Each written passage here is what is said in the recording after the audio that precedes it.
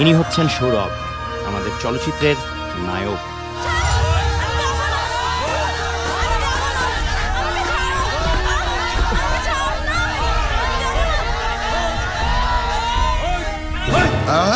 আমাকে মেরে ফেরত দেন, নাহলে কিয়ামত হয়ে যাইব।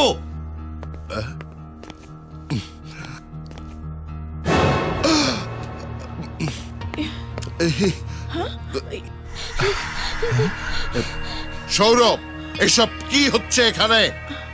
এই মেয়েকে আর ওর পরনে বিয়ের সাজ কেন? আঙ্কেল, আন্টি, আমাকে বাঁচান। ওই মাস্তানটা আমাকে বিয়ের আসর থেকে তুলে নিয়ে এসেছে। বিয়ের আসর থেকে তুলে এনেছে মানে? এই বদমাইশ, কি বলছে এই মেয়েটা? এ আল্লাহ, এইসব কি হচ্ছে? কি আর হবে, তোমার সারা জীবনের পাপের প্রায়শ্চিত্ত। এই গাধা, তুই চুপ করে আছিস কেন? বল কি হচ্ছে? বলছি, আগে আসল মালটাকে আসতে দাও। মাল? হ্যাঁ, মাল, ওর হবু বর। আর এই যে আপনারা, বউকে যদি ফেরত চান তাহলে বরকে আসতে বলুন। দেখ পোলা, মায়া যদি ফেরত না দিস তাহলে এখানে রক্তারক্ত হয়ে যাইব। হ্যাঁ, হোক হোক রক্তারক্তি। মুরগিদের গায়ে কতটুকু রক্ত আছে তা আমার জানা আছে। বর না এলে মেয়ে ফেরত যাবে না, ব্যাস। আমার বউকে, আমার সোনা মানে পাখি, আমার লক্ষ্মী সোনা, আমার বউকে, বউ, আমার বউ, আমার বউ, বউ, আমার বউ কই? বউ, হ্যাঁ, এই তো আমার বউ, বউ, আমার সাজানো বাগান। হ্যাঁ, বাগানে বেড়া দেওয়া আছে, ভেতরে ঢোকা যাবে না।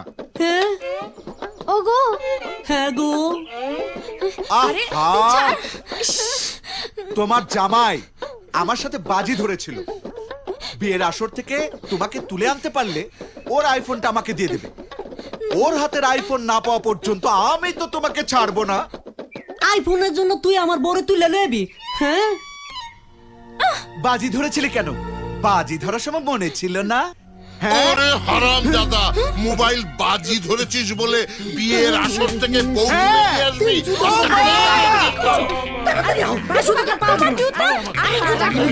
বউ গেলে বউ পাবো, চল।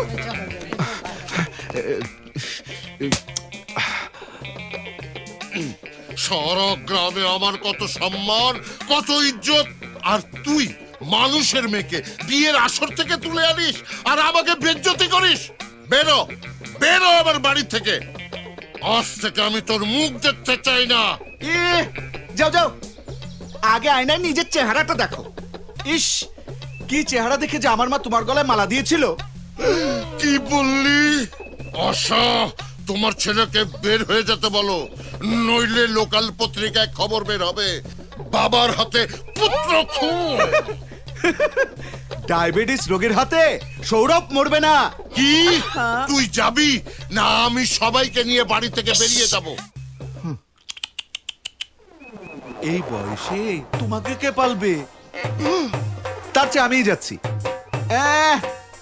যেই না বাড়ি, তা নিয়ে আবার বাহাদুরি। রুমে এসি নেই, বাথরুমে টাইলস নেই, থাকলাম না তোমার বাড়ি।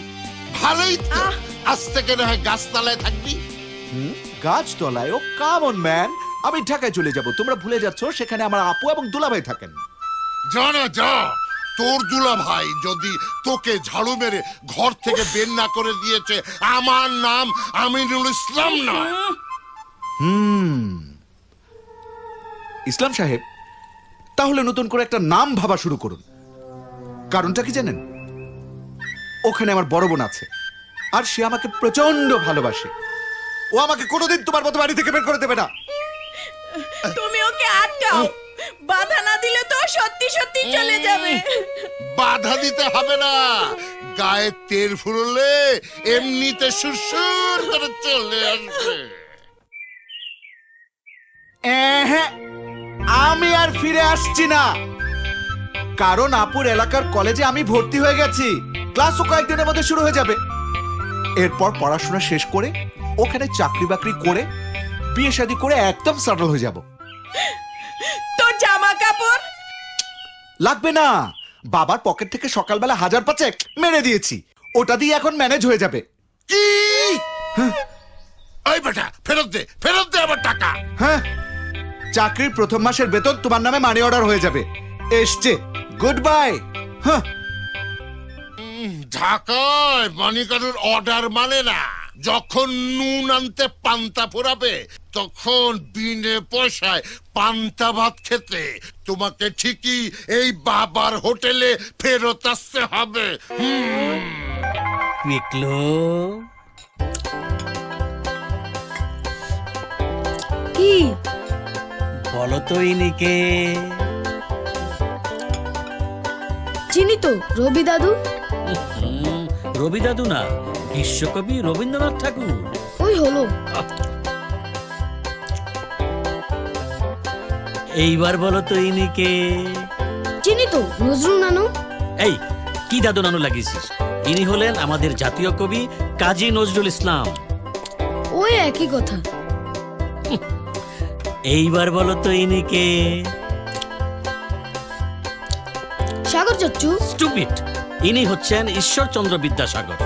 ওমা, আমি তো ঠিকই বললাম, সাগর আঙ্কেল। আচ্ছা পিকলু, বড় হয়ে তুমি এই তিনজনের মধ্যে কার মতো হতে চাও? আমি দাদু নানু চাচু কারো মতোই হব না। তাহলে তুই হবি কার মতো? আমার মামুর মতন। নাউজুবিল্লাহ মিন জালেক।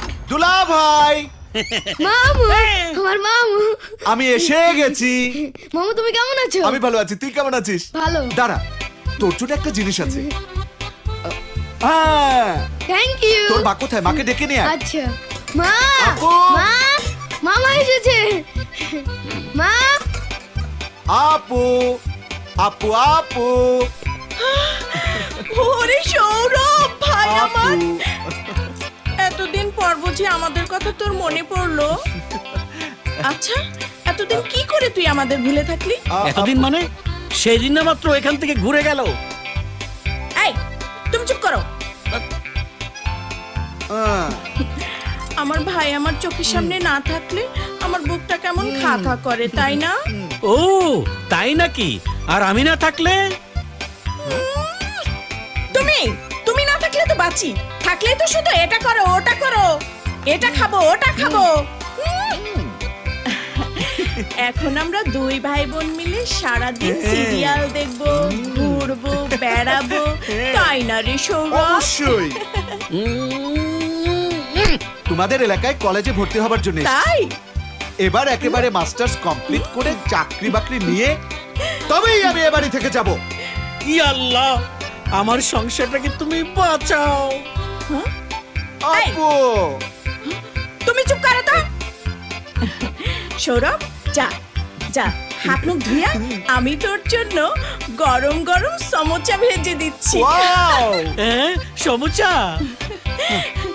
তোমার জন্য না, ডাক্তার কি বলেছে মনে নেই? তোমার কোলেস্টেরল হাই। বসে থাকো। চল চল। Okay bye. আয় ভাই, আজ থেকে আমার প্রেশারও হইল হাই।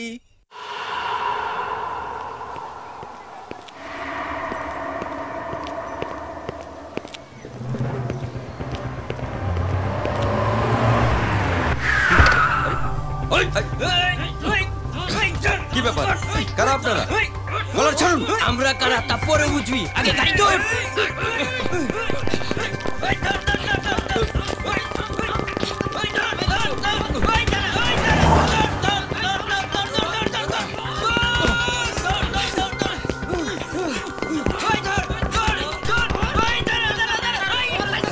ছাড়ুন, ছাড়ুন বলছি। আরে, কি করছেন? না, আমি যাবো না।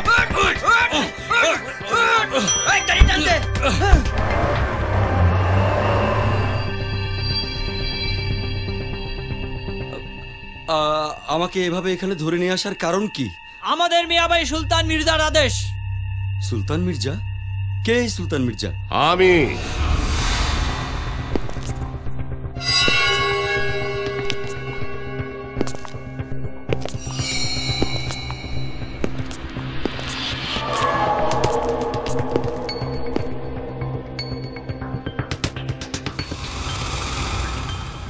ইনি সুলতান মির্জা, এই দেশের সবচেয়ে বড় শিল্পপতিদের একজন। জীবনের শুরুটা অতি সাধারণ হলেও নিজের চেষ্টা, সাধনা আর কর্মদক্ষতায় সবাইকে ছাড়িয়ে হয়েছেন অনন্য সাধারণ, হয়েছেন বিজনেস টাইকুন। মানুষ হিসেবে তিনি ততটা খারাপ নন, তবে তার দুর্বলতার জায়গা একটাই, মেঘা, তার একমাত্র কন্যা সন্তান। এই কন্যা সন্তানের উপর কোনো রকম অমঙ্গলের ছায়া পড়লে